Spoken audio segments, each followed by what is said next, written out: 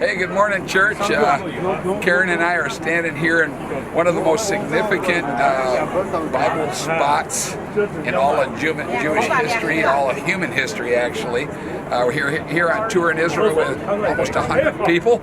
And in our backdrop, we see the Temple Mount. We're on top of the Mount of Olives right now. Kind of interesting. It's such a spiritual significant and historical because they say that when Christ returns, his feet will land probably around 2,000 cubits, it said, which is about the distance from here to the Temple Mount. So we're very near to where Jesus is going to land when he literally comes back a second time. And it just feels amazing here. The other thing that's crazy is we are standing in an epicenter of human history, literally, that covers both historical, the Bible view of everything that's going on, and spiritual things, and history. History and spiritual things come together here. And there is no place on the planet where there is more significance historically and spiritually than right here. What's interesting is when Christ returns, he's going to go right through the east gate of the temple, which has been blocked. It's called the Golden Gate. Now, it's been blocked all these years until 4 days ago. And 4 days ago, they opened it. But Christ is going to return, and he's going to walk through the Golden Gate into Jerusalem. And here below, we see a valley full of graves.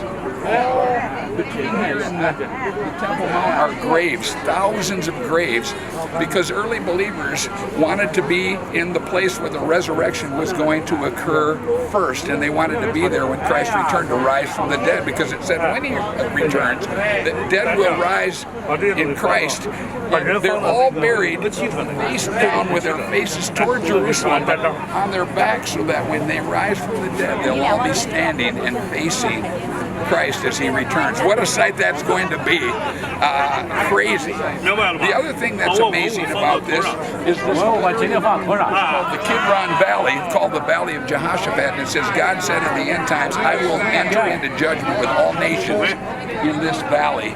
And so when Christ returns, a millennial age of 1,000 years is going to take place. And what's crazy about that, it says during that time, it says Jerusalem, which is right in our backdrop, right here, will be the epicenter of the world. And it said the law will go in all world government from this little epicenter right here. It says the word of the Lord will go to the ends of the earth from this epicenter right here. And it's just crazy.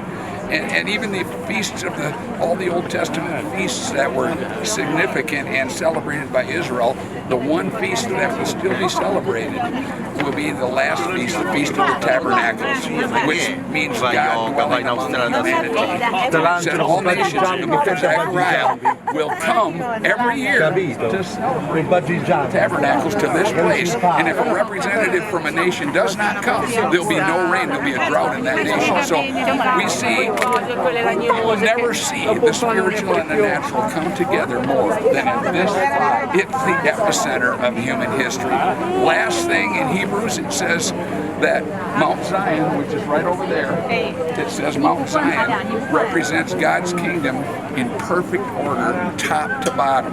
What does that mean? That means the natural element of human history with God's plan for Israel and the nations, combined with God's plan for the church, will finally come into full alignment, and the natural and spiritual will come together, as you see in the Bible, into one new man. The natural and the spiritual combined, and it says, and then God's kingdom will be in perfect order. And it said God will be all in all, and it says Christ will then return everything to his Father. And so this is an amazing tour.